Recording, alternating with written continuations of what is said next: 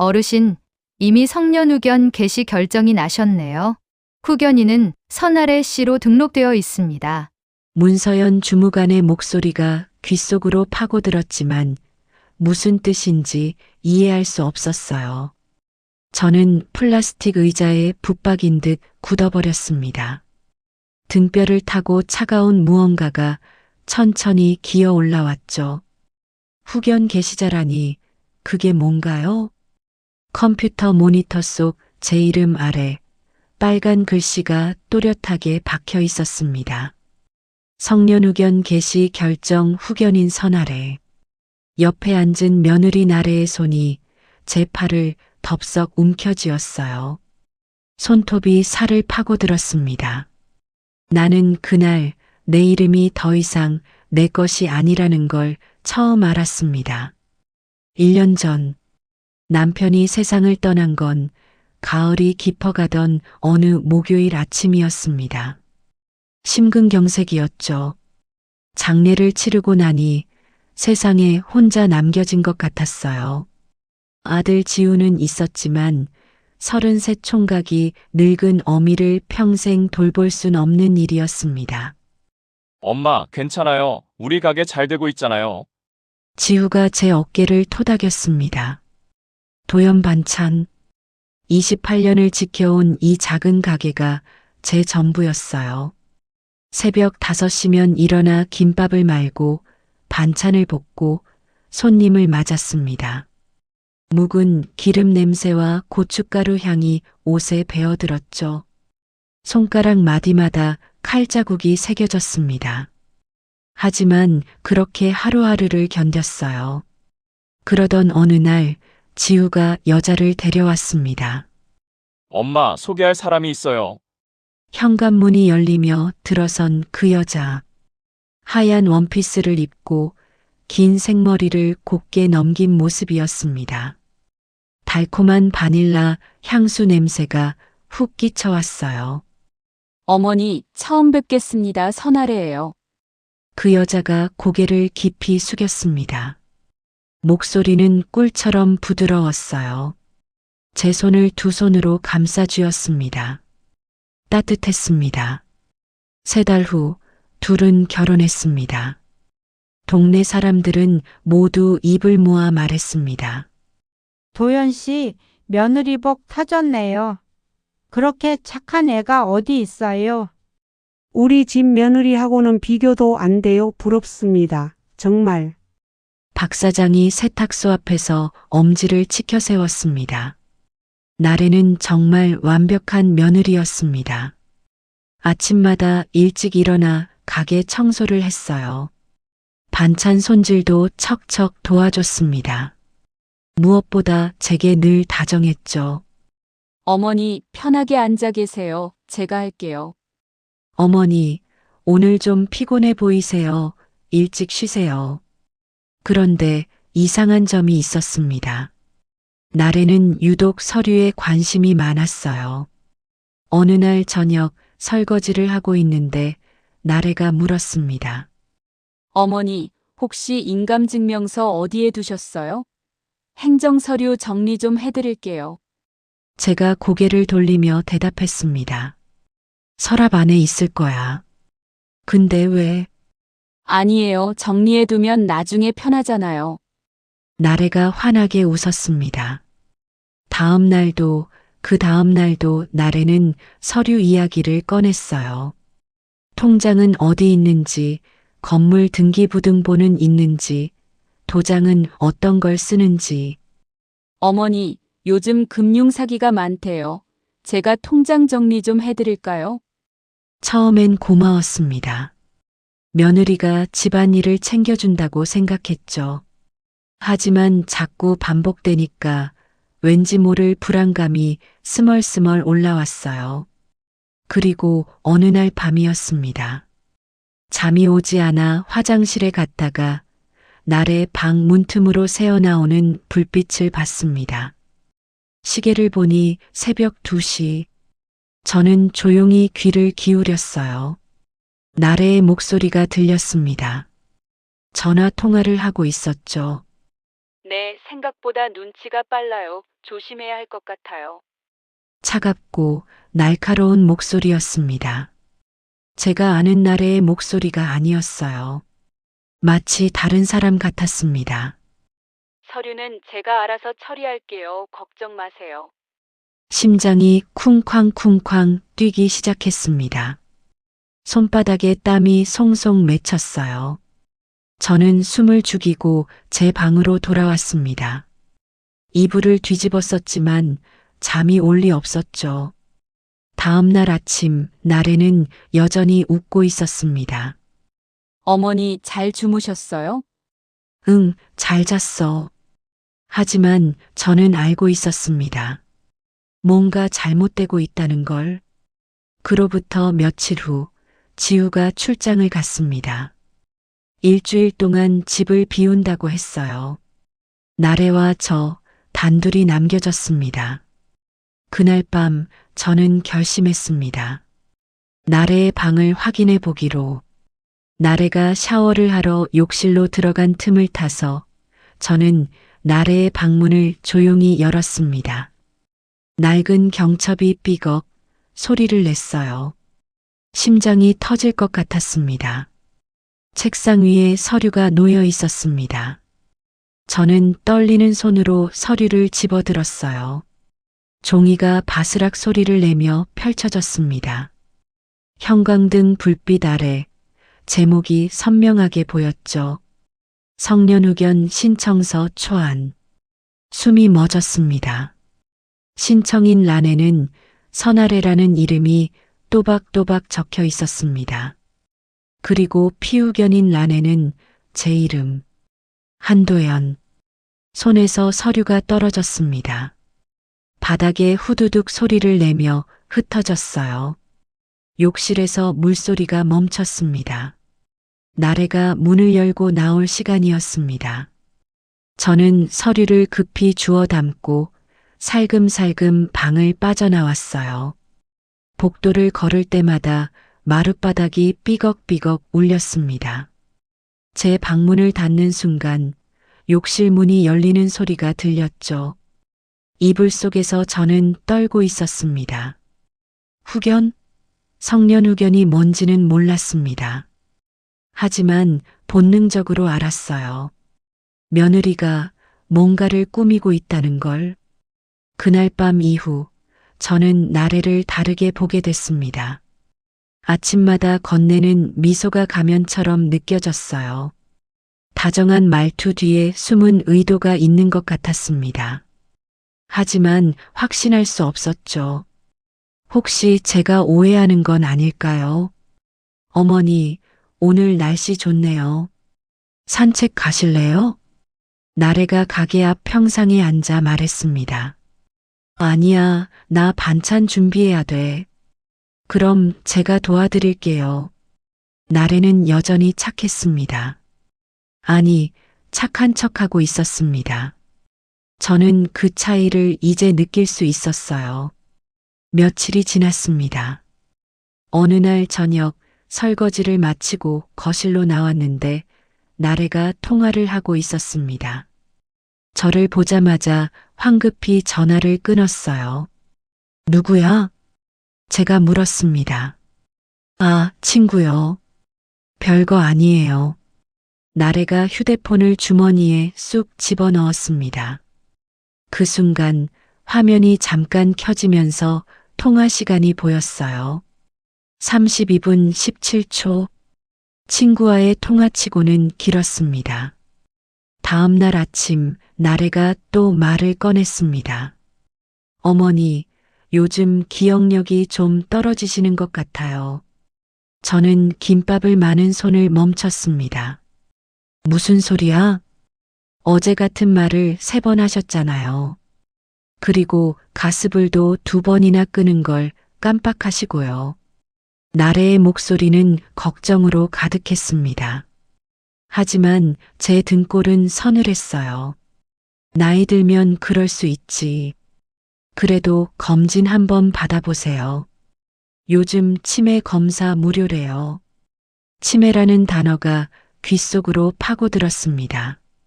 날카롭게 난 괜찮아. 제가 잘라 말했습니다. 그런데 나래는 포기하지 않았습니다. 매일 같은 말을 반복했어요. 어머니, 병원 가요. 검진 받으세요. 제가 예약해놨어요. 마침내 일주일 후 저는 항복했습니다. 너무 끈질겼거든요. 알았어. 가보자. 나래의 얼굴이 환하게 밝아졌습니다. 뭔가 승리한 사람처럼. 그날 오후 우리는 버스를 타고 병원으로 향했습니다. 상록정신건강의학과라는 간판이 보였어요. 3층 건물이었습니다. 외벽은 연두색으로 칠해져 있었죠. 엘리베이터 안은 소독약 냄새로 가득했습니다. 코끝이 찡했어요. 2층에서 문이 열렸습니다. 어서 오세요. 젊은 간호조무사가 밝게 웃으며 맞았습니다. 명찰에는 장애나라고 적혀 있었어요. 한도연님 맞으시죠? 이쪽으로 오세요. 장애나가 저희를 진료실로 안내했습니다. 복도 벽에는 노란 벽지가 붙어 있었어요. 발걸음 소리가 쿵쿵 울렸습니다. 진료실 문이 열렸습니다. 어르신 앉으세요. 이강현 원장이 자상하게 웃었습니다. 50대 초반으로 보이는 온화한 인상의 남자였어요. 흰 가운이 깨끗하게 다려져 있었습니다. 오늘은 기억력 검사만 간단히 하시면 됩니다. 네. 저는 의자에 앉았습니다. 가죽 쿠션이 푹신했어요. 검사가 시작됐습니다. 간단한 질문들이었죠. 오늘이 몇 월 며칠인지 아세요? 11월 12일이요. 지금 계절은요? 가을이요. 100에서 7씩 빼보세요. 93, 86, 79. 모든 질문에 대답했습니다. 어렵지 않았어요. 원장님도 만족스러운 표정이었습니다. 아주 정상이세요. 걱정 안 하셔도 됩니다. 저는 안도의 한숨을 쉬었습니다. 다행이네요. 그런데 옆에 앉은 나래의 표정이 이상했습니다. 미간을 찌푸리고 있었어요. 왠지 모르게 불만스러워 보였습니다. 진료가 끝나고 우리는 병원을 나왔습니다. 어머니, 괜찮으시죠? 응, 멀쩡하대. 그래도 정기검진은 받으셔야 해요. 나래가 제 팔을 잡았습니다. 손에 힘이 들어가 있었어요.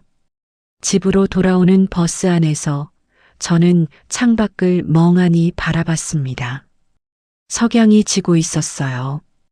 하늘이 붉게 물들었습니다. 아름다웠지만 왠지 불길해 보였죠. 그날 밤 저는 또다시 나래의 방문 앞을 지나갔습니다. 불이 켜져 있었어요. 문틈으로 나래의 목소리가 새어나왔습니다.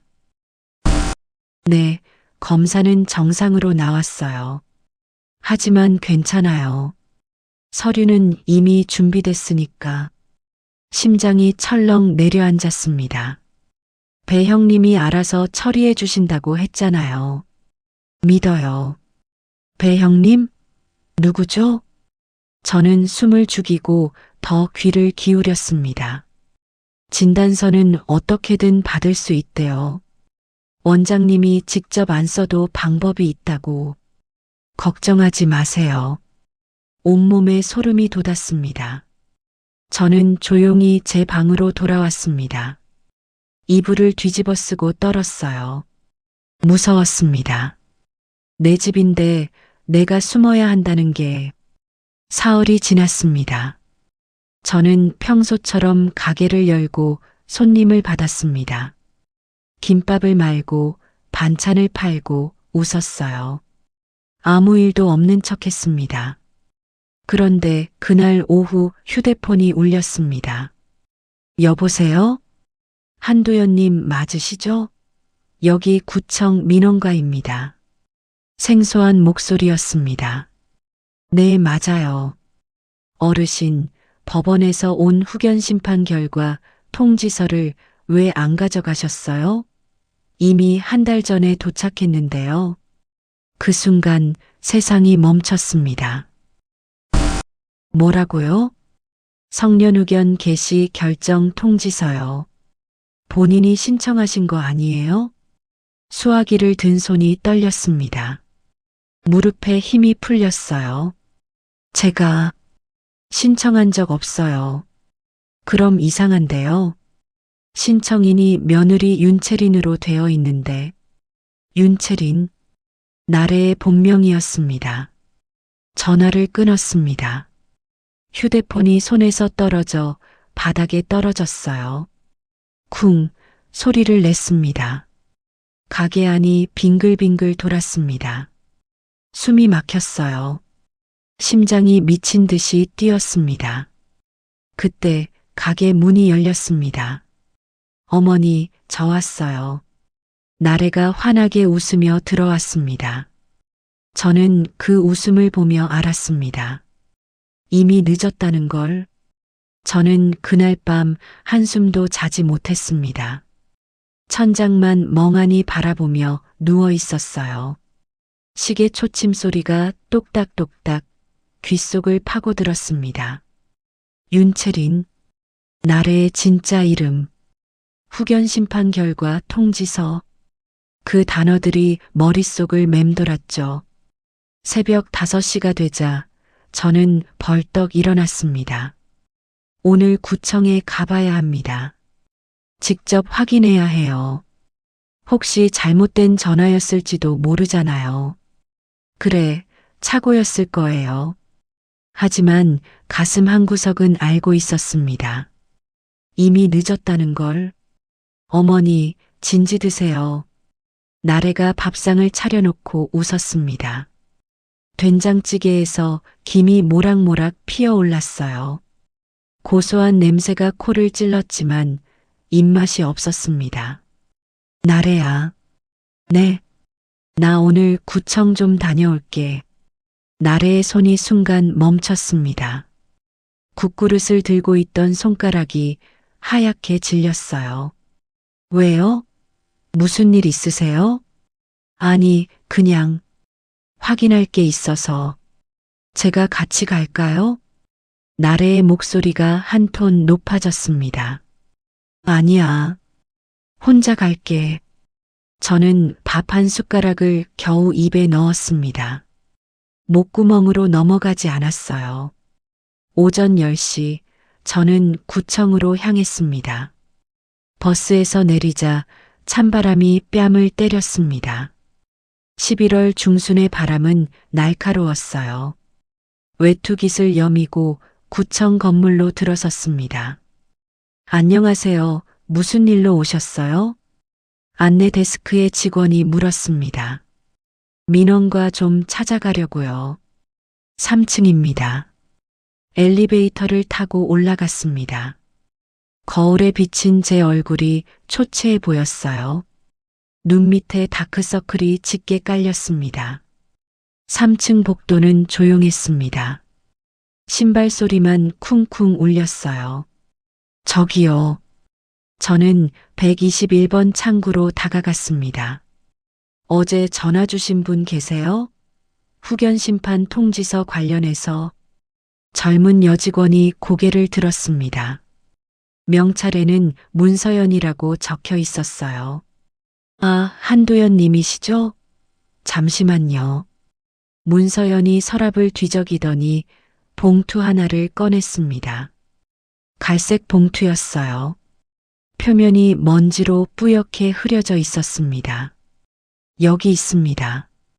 한 달 전에 법원에서 왔는데 찾아가지 않으셔서. 저는 떨리는 손으로 봉투를 받았습니다. 무거웠어요. 마치 돌덩이 같았습니다. 봉투를 뜯었습니다. 바스락 종이 소리가 유난히 크게 들렸어요. 성년후견 개시 결정문. 제목이 또렷하게 박혀 있었습니다. 아래로 눈을 내리자 제 이름이 보였어요. 피후견인 한도연 주민등록번호 -2, 후견인 윤채린 주민등록번호 -2. 결정 이후 피후견인은 인지기능 저하로 인해 일상생활 및 재산 관리에 어려움을 겪고 있으며 이에 후견인 지정이 필요함. 첨부 상록 정신건강의학과 진단서 일부. 눈앞이 하얗게 번쩍였습니다. 어르신, 괜찮으세요? 문서연의 목소리가 아득하게 들렸습니다. 이게 뭔가요? 저는 이런 거 신청한 적 없어요. 신청인이 며느리 윤채린 씨로 되어 있는데요. 법정 대리인 자격으로 신청하신 거예요. 진단서요? 저 병원에서 정상이라고 했어요. 목소리가 떨렸습니다. 문서연이 당혹스러운 얼굴로 서류를 다시 확인했습니다. 여기 보시면 상록 정신건강의학과 이강현 원장님 명의로 된 진단서가 첨부되어 있어요. 중등도 치매 진단이요. 머리가 멍해졌습니다. 그럴 리가. 저 멀쩡해요. 검사도 정상이었다고요. 일단 병원에 다시 가보시는 게 좋을 것 같아요. 진단서에 문제가 있다면 법원에 이의 신청을 하셔야 해요. 저는 비틀거리며 구청을 나왔습니다. 다리에 힘이 없었어요. 계단 난간을 꽉 움켜잡고 한 계단 한 계단 내려갔습니다. 쇠난간이 차갑게 손바닥을 얼렸습니다. 밖으로 나오자 햇볕이 눈부셨습니다. 눈물이 핑 돌았어요. 저는 곧장 택시를 잡아탔습니다. 상록 정신건강의학과로 가주세요. 택시 기사가 고개를 끄덕였습니다. 차가 출발했어요.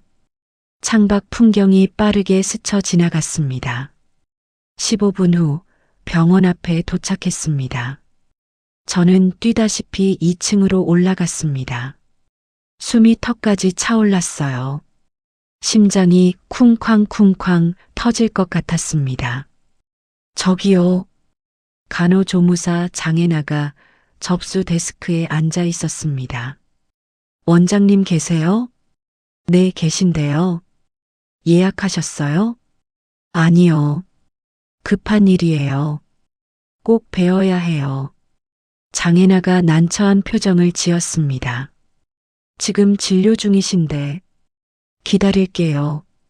저는 대기실 의자에 털썩 주저앉았습니다. 시계를 보니 11시 20분. 손에 쥔 진단서가 땀으로 축축하게 젖어들었어요. 30분이 지났습니다. 드디어 진료실 문이 열렸습니다. 이강현 원장이 나왔어요. 한도연님, 무슨 일이세요? 저는 진단서를 내밀었습니다. 종이가 바들바들 떨렸어요. 이거 원장님이 쓰신 거예요? 이강현이 진단서를 받아들었습니다. 눈을 가늘게 뜨고 있더니 얼굴이 굳어졌습니다. 이건 제가 쓴 게 아닙니다. 뭐라고요? 서명도 제 것이 아니에요. 누가 위조한 겁니다. 그 말에 무릎이 풀렸습니다. 그럼 제가 치매가 아니라는 거죠? 당연하죠. 지난번 검사 결과도 정상이었잖아요. 이강현의 얼굴에 분노가 번졌습니다. 이건 범죄예요. 누가 이런 짓을 한 거죠? 저는 대답할 수 없었습니다. 알고 있었으니까요. 누가 했는지 CCTV 확인해 볼까요? 혹시 누가 서류를 가져갔는지.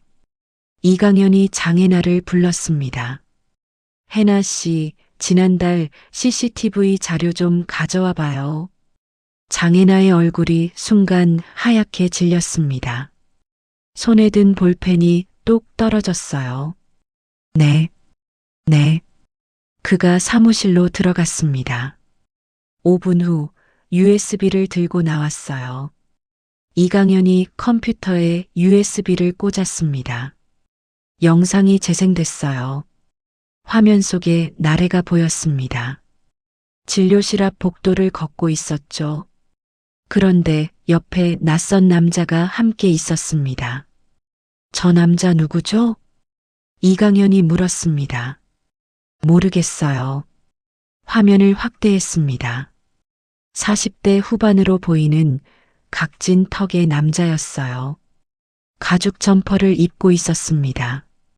이 사람이 범인일 수도 있겠네요. 이강현이 중얼거렸습니다. 저는 화면 속 남자의 얼굴을 뚫어지게 바라봤습니다. 기억해야 했어요. 이 얼굴을. 영상이 계속 재생됐습니다. 나래와 그 남자가 접수 데스크로 다가갔어요. 장애나와 무언가 이야기를 나눴습니다. 그리고 장애나가 서류 봉투를 건넸습니다. 저게 뭐죠? 제가 물었습니다. 장애나의 얼굴이 창백해졌습니다. 입술이 파르르 떨렸어요. 저는 몰라요. 그냥, 해나 씨, 지금 뭐 하는 거예요? 이강현의 목소리가 차갑게 가라앉았습니다. 죄송해요. 원장님, 장애나가 울먹이기 시작했습니다. 배상모 씨가 돈을 주겠다고, 그냥 진단서 양식만 주면 된다고, 세상이 무너지는 소리가 들렸습니다. 배상모, 그 이름이 모든 것의 시작이었습니다. 집으로 돌아오는 길, 저는 멍한 상태였습니다. 택시 창밖으로 거리가 지나갔지만 아무것도 보이지 않았어요. 머릿속에는 한 가지 생각만 맴돌았습니다. 배상모, 장애나, 나래, 윤채린, 모두 연결되어 있었습니다.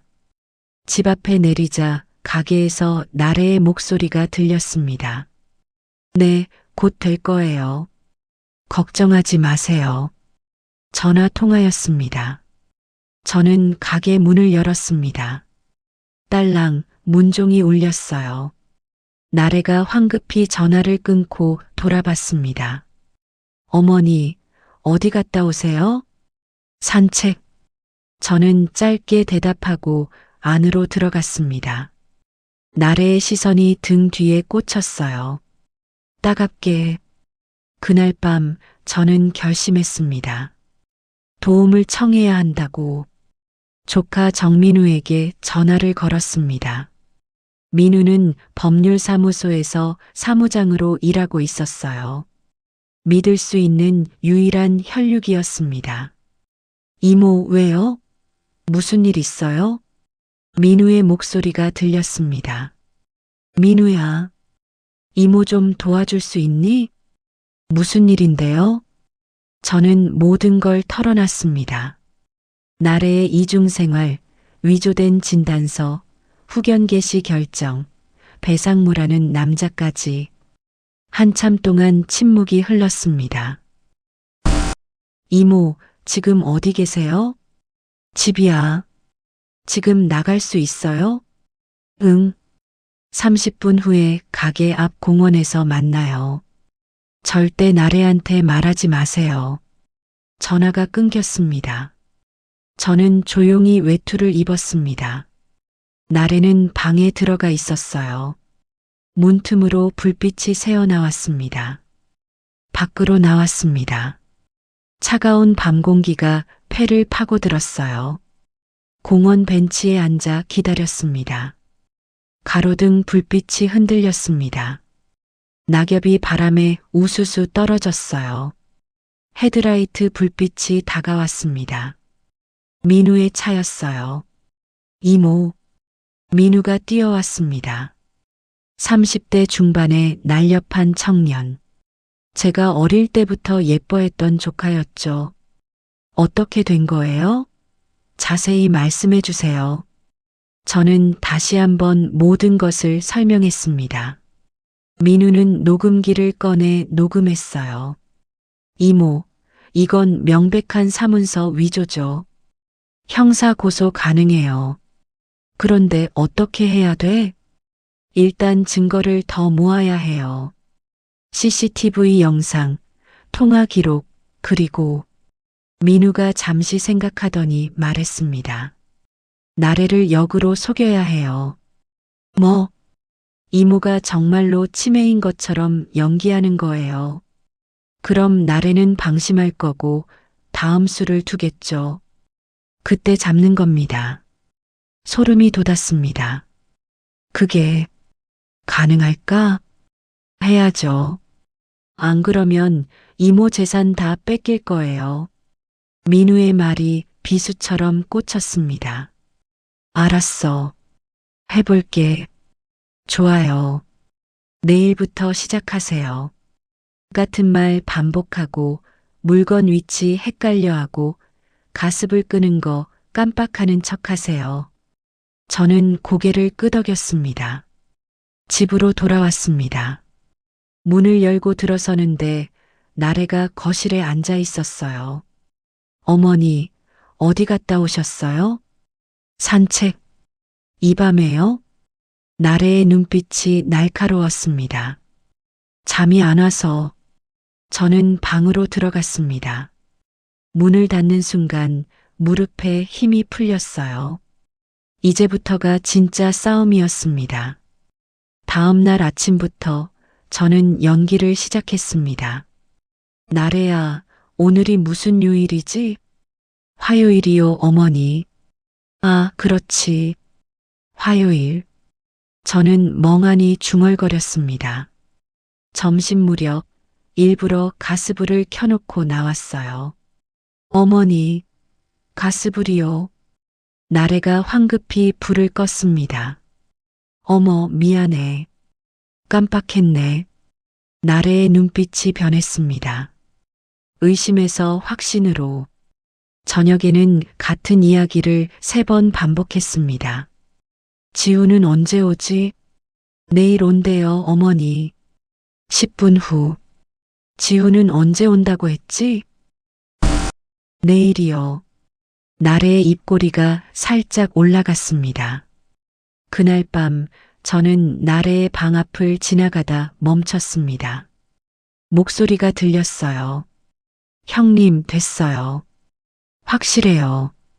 진짜 치매 맞아요. 배상무와 통화하는 거였습니다. 건물 매각 일정 당겨도 돼요. 어차피 이모는 아무것도 모르니까. 심장이 쿵 내려앉았습니다. 계약일은 다음 주 금요일로 잡아요. 강무성 회장님도 준비 끝났죠? 강무성 회장. 또 다른 이름이 등장했습니다. 네, 알겠어요. 그럼 그때 봐요. 전화가 끊어졌습니다. 저는 급히 제 방으로 돌아와 민우에게 문자를 보냈습니다. 다음 주 금요일. 건물 매각 계약. 강무성 회장. 곧 답장이 왔습니다. 좋아요. 함정을 만들겠습니다. 사흘이 지났습니다. 나래는 완전히 방심했습니다. 제게 반말까지 섞어 쓰기 시작했어요. 어머니, 서류 좀 가져올게. 도장도. 응. 저는 멍하니 대답했습니다. 나래가 제 방 서랍을 뒤지기 시작했습니다. 서류를 꺼내고 인감 도장을 챙겼어요. 이거 잠깐만 쓸게요. 그래. 나래가 나가자 저는 벌떡 일어났습니다. 서랍을 열었습니다. 텅 비어 있었어요. 등기부등본, 인감증명서, 통장, 도장 모두 사라졌습니다. 손이 부들부들 떨렸습니다. 민우에게 전화를 걸었습니다.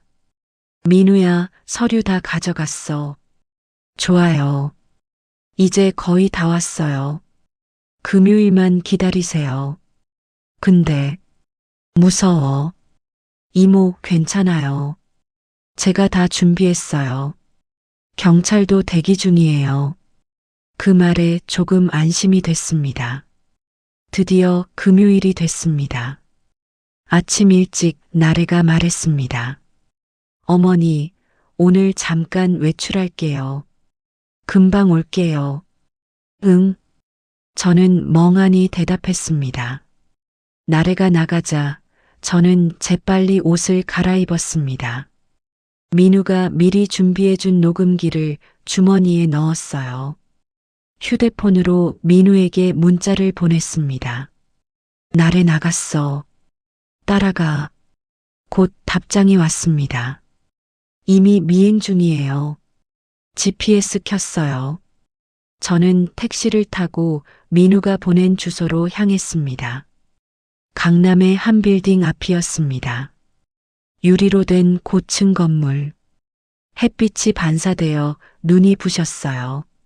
민우가 로비에서 기다리고 있었습니다. 이모, 7층이에요. 지금 올라가고 있대요. 우리는 엘리베이터를 탔습니다. 심장이 미친 듯이 뛰었어요. 7층에 도착했습니다.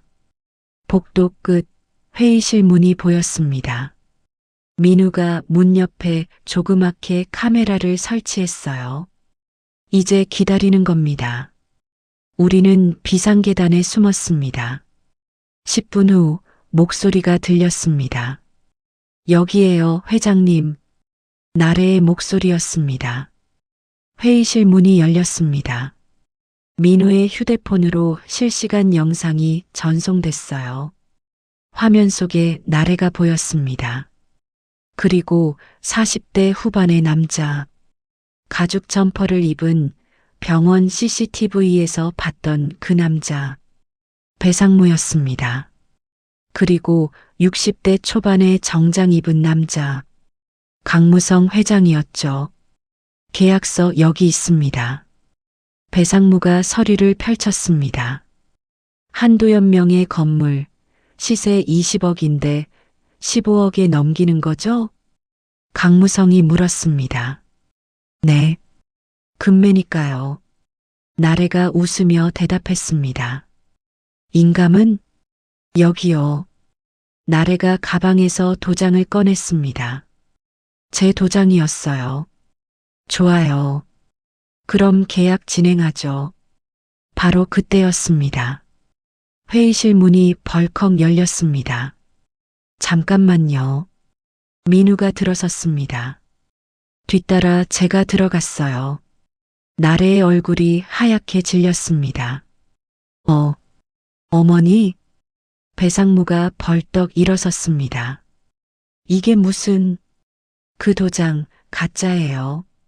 제가 말했습니다. 진짜 인감은 여기 있어요. 저는 가방에서 인감 도장을 꺼냈습니다. 그리고 이 계약서에 찍힌 인감 모두 위조입니다. 민우가 서류를 펼쳤습니다. 배상무의 얼굴이 일그러졌습니다. 인연이 우리를 속였어. 그가 저에게 달려들려는 순간 경찰이다. 움직이지 마. 문이 벌컥 열리며 경찰들이 들이닥쳤습니다. 오지훈 경위가 수갑을 꺼냈어요. 배상무, 선아래, 당신들은 사문서 위조 및 사기 혐의로 체포한다. 찰칵 수갑이 채워졌습니다. 나래가 울부짖었습니다. 어머니, 저 진짜 어머니 생각해서 한 거예요. 저는 그 얼굴을 똑바로 쳐다봤습니다.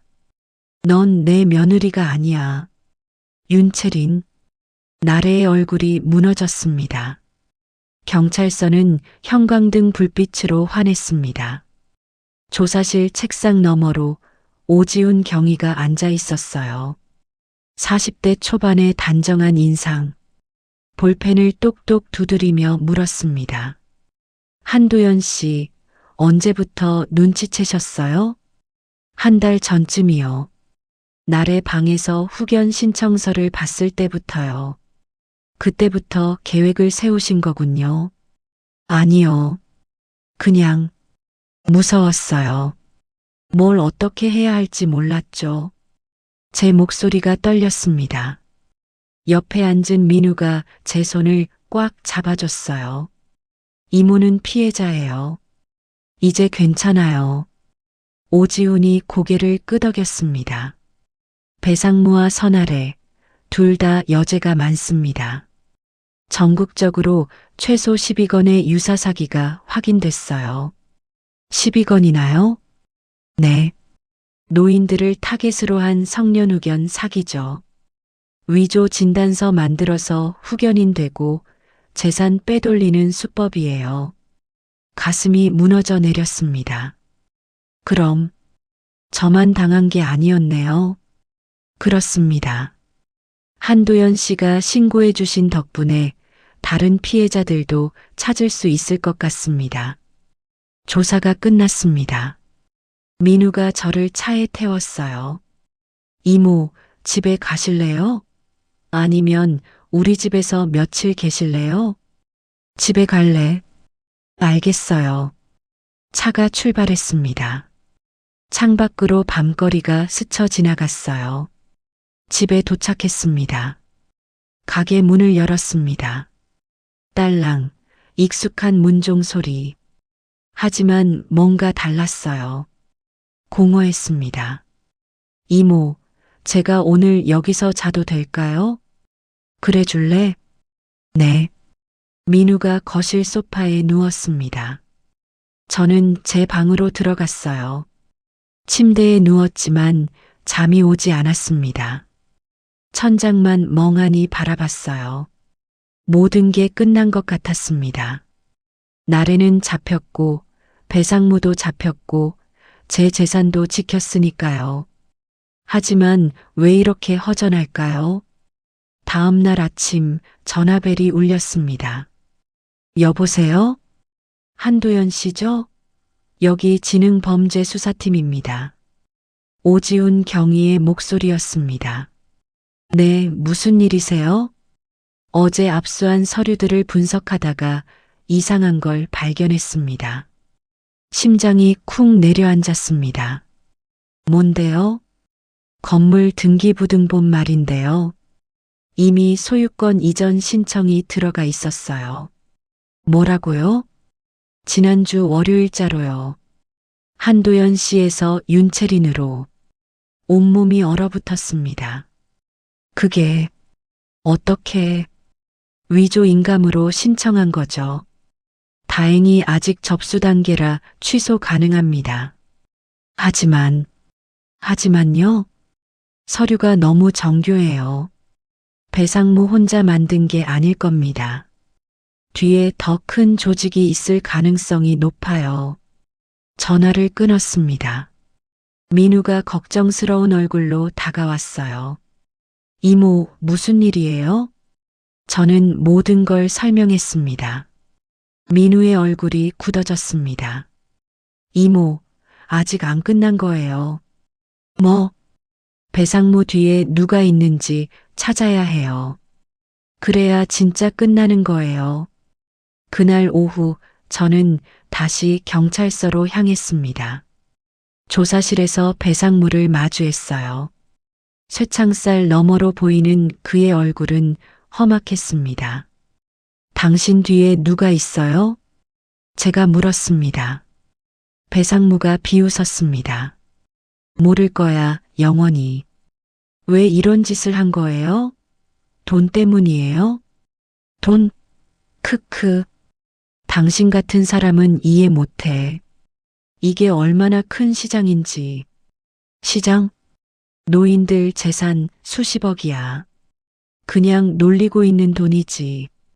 어차피 죽으면 자식들한테 가는 거, 우리가 먼저 가져가는 게 뭐가 나빠? 구역질이 났습니다. 당신은 인간이 아니에요. 인간? 웃기네. 인간이면 뭐해. 가난하면 개만도 못한 세상인데. 저는 더 이상 말하고 싶지 않았습니다. 조사실을 나왔어요. 복도에서 오지훈 경위를 만났습니다. 한도연 씨, 한 가지 더 확인하고 싶은 게 있어요. 뭔데요?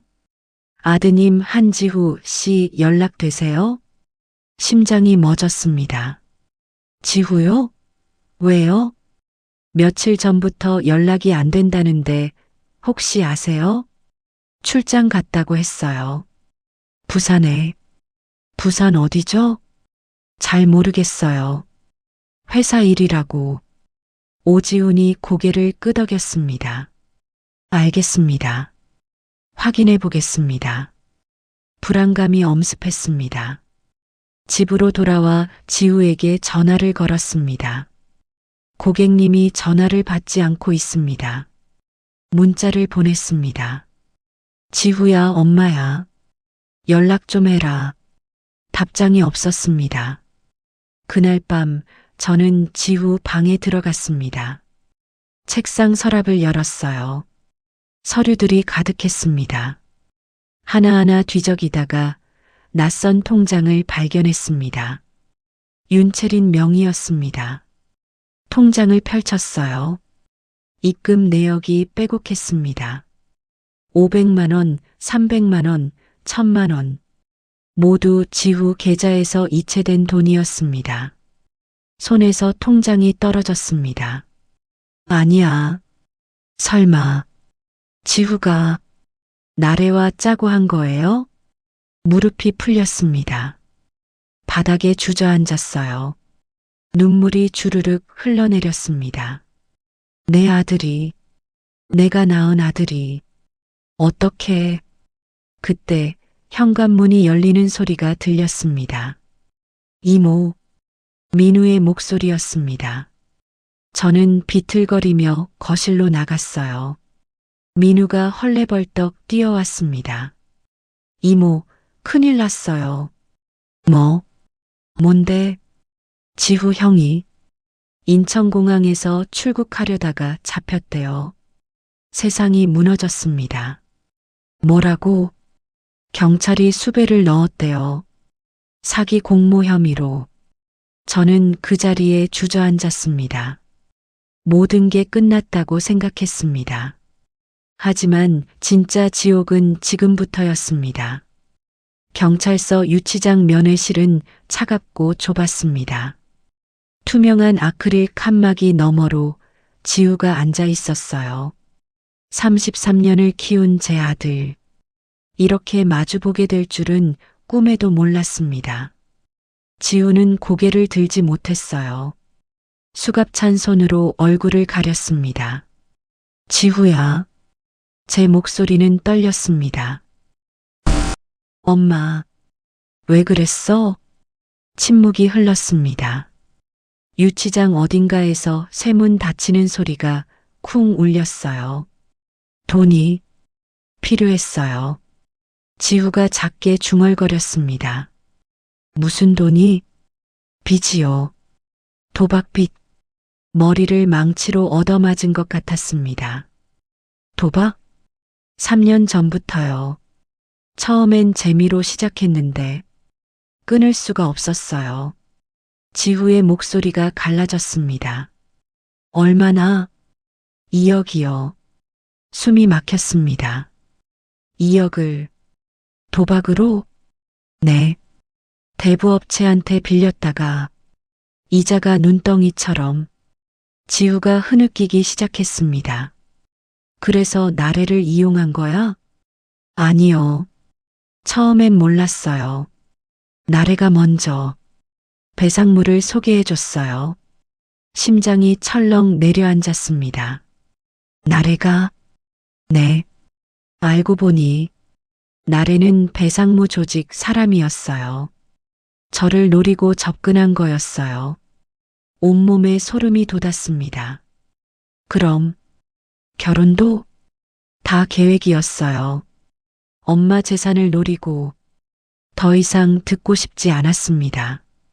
너도 알면서 방치한 거잖아. 죄송해요. 엄마, 미안하다고 끝나는 게 아니야. 제 목소리가 커졌습니다. 면회실 밖에서 경찰이 쳐다봤어요. 엄마, 살려주세요. 엄마만 선처를 탄원해 주시면. 지후야. 네. 난 널 용서할 수 없어. 지후의 얼굴이 하얗게 질렸습니다. 엄마, 너는 내 아들이 아니야. 이제. 저는 자리에서 일어났습니다. 뒤도 돌아보지 않고 면회실을 나왔어요. 복도에서 다리가 풀려 벽에 기댔습니다. 눈물이 주르륵 흘러내렸어요. 이모, 민우가 달려왔습니다. 괜찮으세요? 응, 괜찮아. 하지만 괜찮지 않았습니다. 전혀. 오지훈 경위가 다가왔습니다. 한도연 씨 조사 결과가 나왔습니다. 뭐가요? 배상무 조직 생각보다 훨씬 컸어요. 전국적으로 피해자가 50명이 넘습니다. 50명? 네. 대부분 6,070대 노인들이에요. 총 피해액이 120억 원 정도 됩니다. 숨이 막혔습니다. 배상무 혼자 한 게 아니죠? 물론입니다. 조직의 보스가 따로 있어요. 누군데요? 강무성이요. 그 회장이라는 사람. 강무성.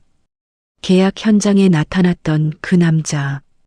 그 사람도 잡았어요? 아직이요. 증거가 부족해서 그 사람은 워낙 교묘하게 빠져나갑니다. 그럼 한도연 씨가 도와주셔야 해요. 제가요? 네. 강무성을 함정에 빠뜨려야 합니다. 심장이 빠르게 뛰었습니다. 어떻게요? 가짜 거래를 만드는 겁니다. 강무성이 또 다른 건물을 노리게 하는 거죠. 하지만 제 건물은 이미 이모 건물 말고 다른 건물이요. 민우가 끼어들었습니다. 누구 건물인데요? 우리가 준비한 미끼요. 가짜 피해자를 만들어서 강무성을 유인하는 겁니다. 오지훈이 서류를 펼쳤습니다. 노영자 씨라는 분이에요. 70대 초반. 과거 배상무한테 당한 적이 있는 피해자죠. 그분이 도와주신다고요? 네. 복수하고 싶대요. 자기 같은 피해자가 더 나오지 않게. 가슴이 뜨거워졌습니다. 저도 돕고 싶어요. 좋습니다. 그럼 내일부터 준비하죠. 다음 날 저는 노영자 씨를 만났습니다. 요양병원 1층 로비에서였어요. 휠체어에 앉은 할머니가 손을 흔들었습니다. 도연 씨죠? 반가워요. 네, 어르신. 감사합니다. 노영자는 생각보다 밝은 분이었습니다.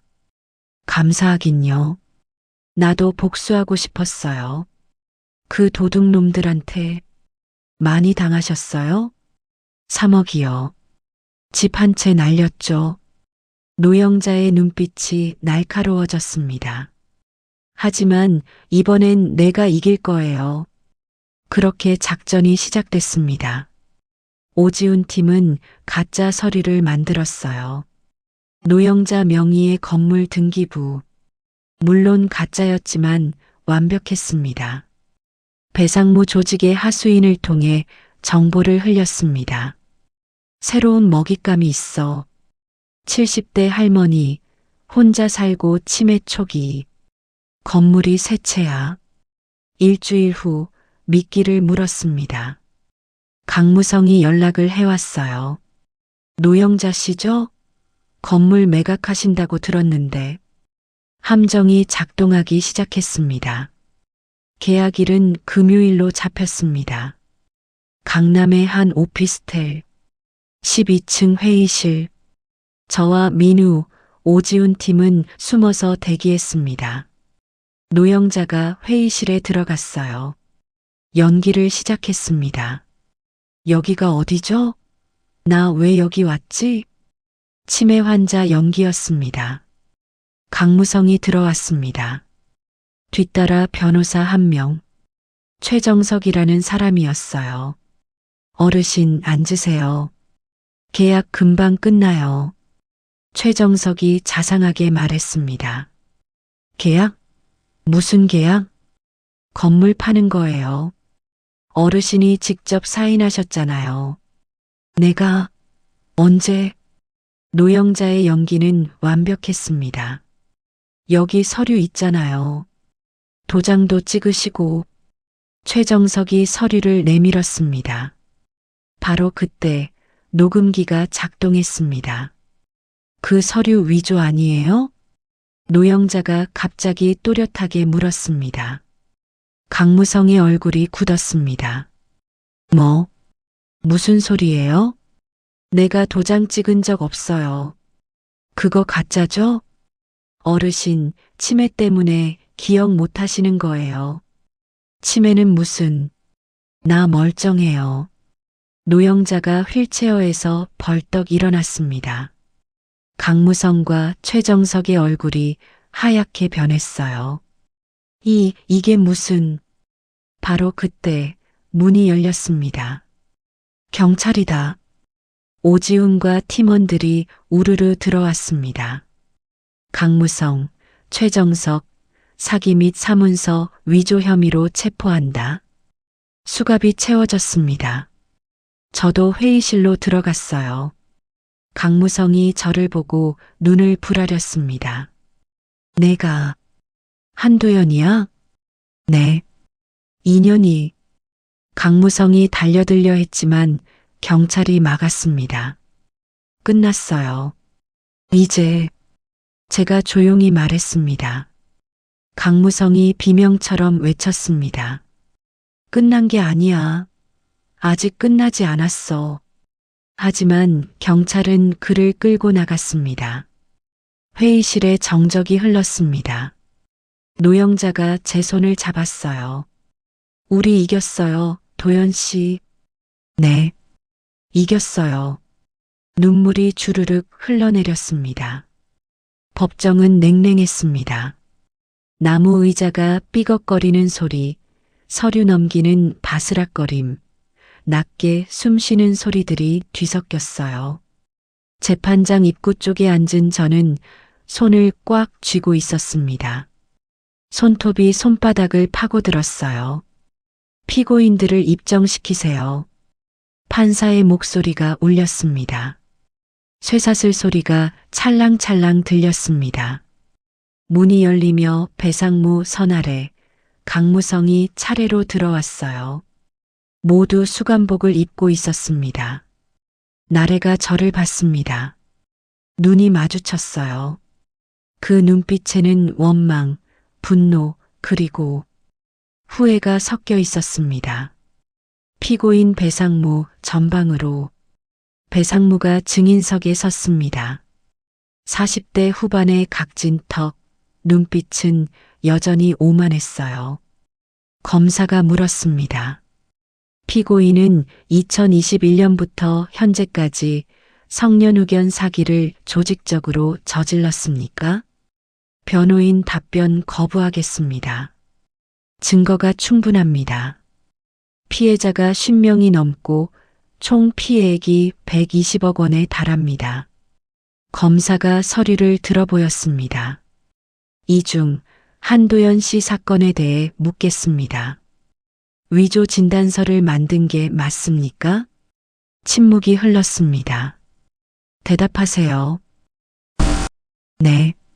배상무가 작게 대답했습니다. 어떻게 만들었습니까? 장애나를 통해서요. 병원 간호조무사였으니까 양식을 빼돌렸죠. 그리고 이강현 원장의 서명을 위조했습니까? 네. 방청석에서 한숨소리가 새어나왔습니다. 검사가 다시 물었습니다. 한도연 씨 건물을 매각하려 한 이유는 무엇입니까? 돈이요. 15억을 챙길 수 있었으니까. 배상무가 비웃듯 말했습니다. 반성하지 않습니까? 반성요? 세상이 원래 그런 거죠. 약한 놈이 당하는 거예요. 방청석이 웅성거렸습니다. 판사가 망치를 똑똑 두드렸어요. 정숙. 다음은 날의 차례였습니다. 피고인 윤채린 전방으로 나래가 비틀거리며 증인석에 섰습니다. 얼굴은 상해 있었고 눈은 부어 있었어요. 피고인은 한지후와 결혼한 이유가 무엇입니까? 검사가 물었습니다. 사랑해서요. 거짓말입니다. 피고인은 배상무 조직원으로 한도연 씨 재산을 노리고 접근한 것 아닙니까? 나래가 고개를 떨궜습니다. 대답하세요. 네. 처음부터 계획된 범죄였습니까? 네. 방청석에서 탄식 소리가 흘러나왔습니다. 한도연 씨를 속이는 과정에서 양심의 가책은 없었습니까? 나래가 고개를 들었습니다. 눈에 눈물이 고여 있었어요. 있었어요. 정말로. 하지만 멈추지 않았습니다. 네. 검사가 서류를 펼쳤습니다. 피고인의 통장에 한지후로부터 입금된 돈이 총 8,500만 원입니다. 이 돈의 출처는 무엇입니까? 지후가 도박 빚을 갚으려고. 그 돈도 한도연 씨 것이었죠? 네. 저는 주먹을 꽉 쥐었습니다. 손톱이 살을 파고들었어요. 마지막으로 강무성이 불려 나왔습니다. 피고인 강무성, 전방으로 60대 초반의 정장 입은 남자, 백발이 섞인 머리, 차가운 눈빛. 피고인은 이 조직의 총책입니까? 아닙니다. 강무성이 단호하게 말했습니다. 저는 단순한 부동산 투자자일 뿐입니다. 거짓말입니다. 증거가 있습니다. 검사가 녹음 파일을 재생했습니다. 마이너스 건물 15억에 넘기면 5억은 회장님 몫이죠? 마이너스 당연하지. 나머지는 너희가 나눠 가져. 강무성의 목소리였습니다. 이것도 부인하시겠습니까? 강무성의 얼굴이 일그러졌습니다. 변호인과 상의하겠습니다. 더 이상 변명은 통하지 않습니다. 검사가 최종 논고를 시작했습니다. 피고인들은 조직적으로 노인들을 상대로 성년후견 사기를 저질렀습니다. 위조 진단서를 만들어 후견인이 되고 재산을 빼돌렸습니다. 이는 매우 악질적인 범죄입니다. 피고인 배상무에게는 징역 10년, 피고인 윤채린에게는 징역 7년, 피고인 강무성에게는 징역 12년을 구형합니다. 방청석이 술렁였습니다. 판사가 말했습니다. 피해자 한도연 씨, 최후 진술하시겠습니까? 저는 천천히 일어났습니다. 다리가 떨렸어요. 심장이 쿵쾅쿵쾅 뛰었습니다. 마이크 앞에 섰습니다. 저는 목소리가 떨렸습니다. 한번 호흡을 가다듬었어요. 저는 평범한 사람입니다. 가게를 운영하며 살아왔어요. 남편이 떠난 후 아들과 단둘이 살았죠. 나래를 쳐다봤습니다. 며느리가 생겼을 때 정말 행복했어요. 가족이 생긴 것 같았거든요. 나래가 고개를 떨궜습니다. 하지만 그 모든 게 거짓이었어요. 저를 이용하려는 계획이었죠. 목이 메었습니다. 저는 치매가 아닙니다. 멀쩡합니다. 하지만 그들은 저를 치매 환자로 만들려고 했어요. 제 재산을 빼앗기 위해서. 한 호흡을 더 가다듬었습니다. 가장 아픈 건 제 아들도 알고 있었다는 거예요. 방청석이 조용해졌습니다. 아들이 저를 배신했어요. 돈 때문에. 눈물이 주르륵 흘러내렸습니다. 저 같은 피해자가 더 이상 나오지 않았으면 좋겠어요. 노인이라고 무시하지 말아주세요. 우리도 사람이에요. 저는 자리에 앉았습니다. 판사가 잠시 침묵하더니 입을 열었습니다. 판결을 선고하겠습니다. 망치를 들었어요. 피고인 배상무, 징역 10년 및 벌금 5천만 원. 피고인 윤채린, 징역 7년 및 벌금 3천만 원. 피고인 강무성, 징역 12년 및 벌금 1억 원. 피고인 한지후, 징역 3년 집행유예 5년. 망치가 내려쳤습니다. 또 끝났습니다. 나래가 끌려나가면서 저를 봤습니다. 어머니, 죄송해요. 저는 대답하지 않았습니다. 법정을 나왔습니다. 복도에서 민우가 기다리고 있었어요. 이모, 수고하셨어요.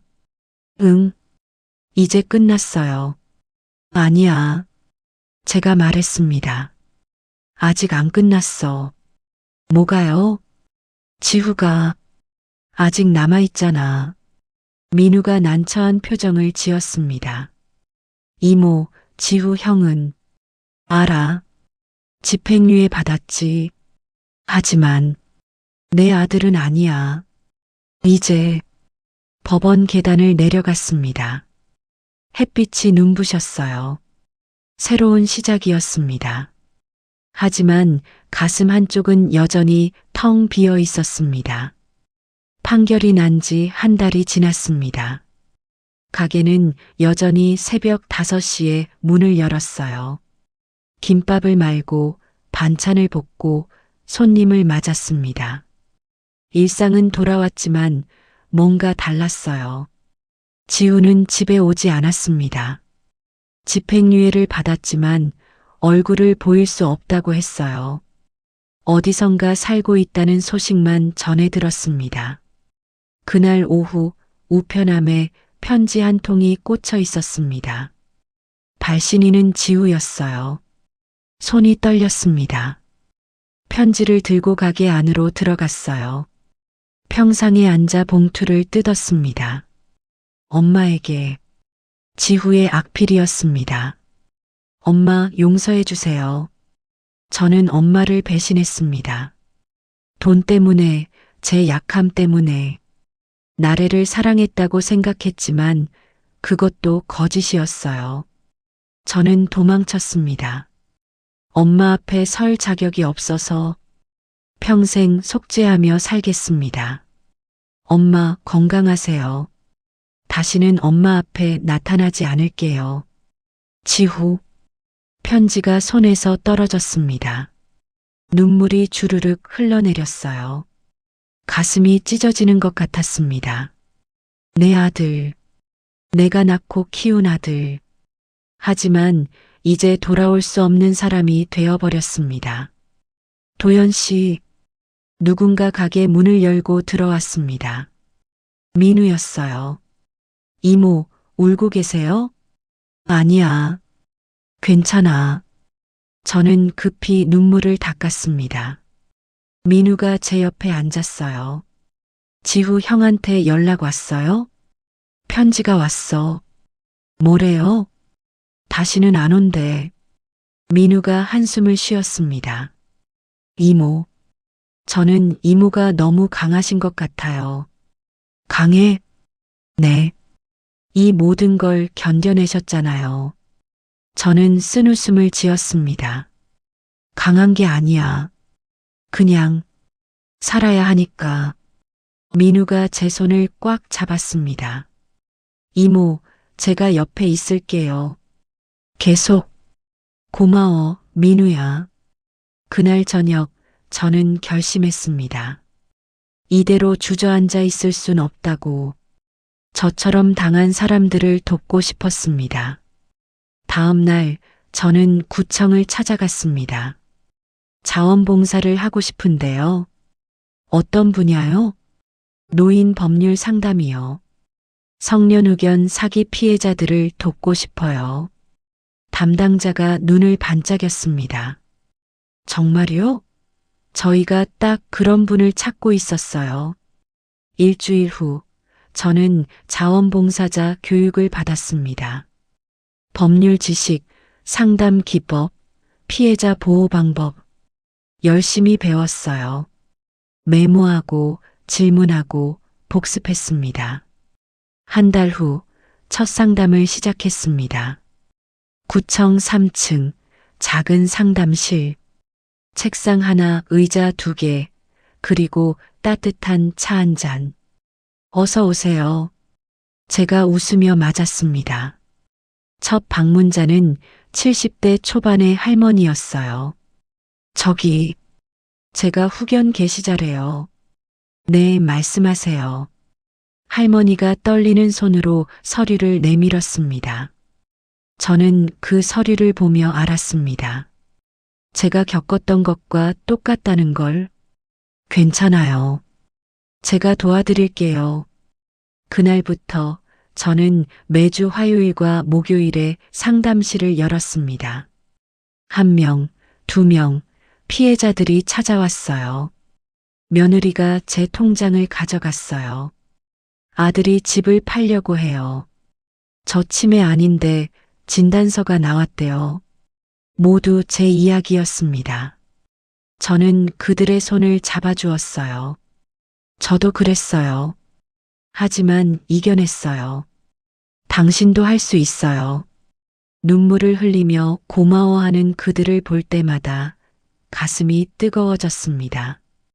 6개월이 지났습니다. 제가 도운 피해자가 25명이 됐어요. 그중 20명은 재산을 되찾았습니다. 신문에 저희 이야기가 실렸습니다. 성년후견 사기, 피해자에서 조력자로. 기사를 보며 저는 웃었습니다. 피해자에서 조력자로. 그 여정이 쉽지는 않았어요.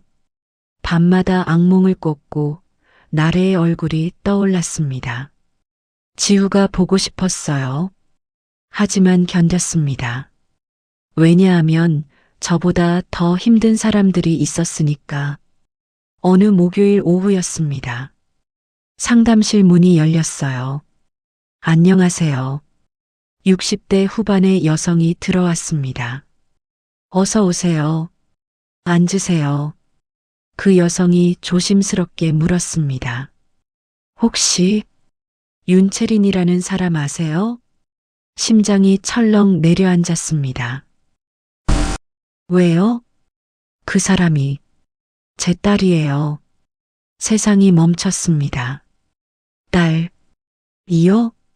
네. 제 딸 채린이가 감옥에 있다고 들었어요. 성년후견 사기 때문에. 여성이 울먹였습니다. 제가 잘못 키웠어요. 어릴 때 남편이 도박으로 집안을 망쳤거든요. 그걸 보고 자란 채린이가. 저는 할 말을 잃었습니다.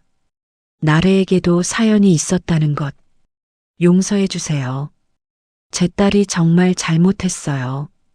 여성이 고개를 숙였습니다. 저는 그 모습을 보며 깨달았습니다. 나래도 지우도 배상무도 모두 누군가의 자식이었다는 것을. 드세요. 저는 따뜻한 차를 건넸습니다. 고맙습니다. 용서는 쉽지 않아요. 하지만 이해는 하려고 해요. 정말요? 네. 그래야 저도 앞으로 나아갈 수 있으니까요. 여성이 눈물을 흘렸습니다. 감사합니다. 정말. 상담이 끝나고 여성이 나갔습니다. 저는 창밖을 바라봤어요. 해가 지고 있었습니다. 하늘이 붉게 물들었어요. 아름다웠습니다. 그날 밤 저는 노트에 적었습니다. 오늘 나래의 어머니를 만났다. 미워할 수도 있었지만 그러지 않았다. 왜냐하면 미움은 나를 더 아프게 할 뿐이니까. 이제 나는 선택한다. 용서가 아니라 내려놓음을. 그리고 앞으로 나아감을. 다음 날 상담실 문이 또 열렸습니다. 안녕하세요. 저도 후견 계시자래요. 젊은 여성이 울먹이며 들어왔습니다. 괜찮아요. 제가 도와드릴게요. 저는 웃으며 말했습니다. 그렇게 저는 오늘도 누군가를 돕고 있습니다. 제가 잃은 건 많았습니다. 재산, 며느리, 아들. 하지만 얻은 것도 있었습니다. 힘, 용기, 그리고 새로운 목적. 나는 이제 알았습니다. 진짜 승리는 복수가 아니라 회복이라는 것을, 진짜 힘은 쓰러지지 않는 게 아니라 다시 일어서는 것이라는 것을, 그리고 진짜 사랑은 받는 게 아니라 주는 것이라는 것을. 저는 오늘도 상담실 문을 엽니다. 어서 오세요. 누군가의 손을 잡아주기 위해, 누군가의 눈물을 닦아주기 위해. 그것이 제가 살아가는 이유입니다. 어느 토요일 오후였습니다. 상담실이 문을 닫은 후 저는 혼자 앉아 있었어요. 똑똑. 문 두드리는 소리가 들렸습니다. 들어오세요. 문이 열렸습니다. 젊은 남자가 들어왔어요. 30대 초반으로 보였습니다. 안녕하세요. 저는. 그가 말을 멈췄습니다. 저도 피해자예요. 그런데, 네. 혹시 윤채린이라는 사람 아세요? 또다시 그 이름이었습니다. 알죠. 그 사람이 제 누나였어요. 심장이 쿵 내려앉았습니다. 누나. 네. 저는 윤재민이에요. 채린 누나의 남동생.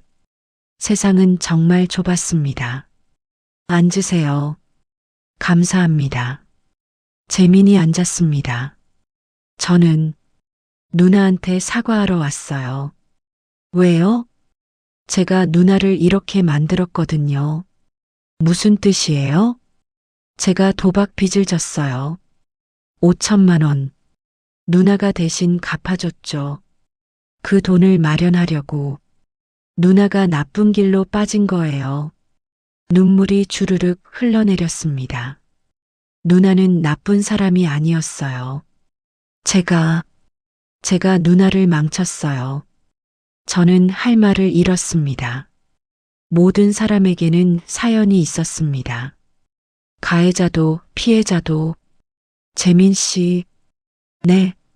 당신 잘못이 아니에요. 하지만 누나는 스스로 선택한 거예요. 물론 당신 때문에 시작했을 수도 있죠. 하지만 계속한 건 누나 선택이었어요. 재민이 고개를 떨궜습니다. 그래도 저는 평생 죄책감을 안고 살 거예요. 그럼 속죄하세요. 누나처럼 살지 않는 것으로. 재민이 고개를 들었습니다. 어떻게요? 바르게 사세요. 그게 최선의 속죄예요. 재민이 울었습니다. 한참을 울더니 고개를 숙였습니다. 감사합니다. 정말.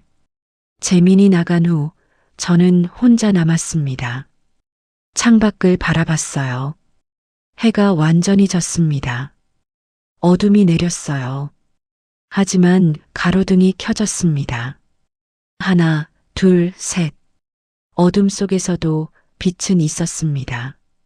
저는 가방을 챙겨 상담실을 나왔어요.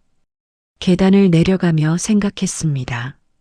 내일도 모레도 저는 여기 올 거예요. 누군가를 돕기 위해. 그것이 제 새로운 삶이니까요. 집으로 가는 길 휴대폰이 울렸습니다. 민우였어요. 이모, 저녁 먹었어요? 아직. 제가 갈게요. 같이 먹어요. 그래, 고마워. 전화를 끊었습니다. 혼자가 아니었습니다. 곁에는 민우가 있었고 상담실에는 제가 도와줄 사람들이 있었어요. 그것만으로도 충분했습니다. 집에 도착했습니다. 가게 간판에 불을 켰어요. 도연 반찬 환하게 빛났습니다. 저는 웃었습니다. 다시 시작이었습니다. 그리고 저는 알고 있었습니다. 이 시작이 더 나은 끝으로 이어질 거라는 것을. 주인공이 댓글을 볼 수 있도록 여러분의 의견을 공유해 주세요. 무료 구독과 좋아요는 영상 만드는데 큰 힘이 됩니다.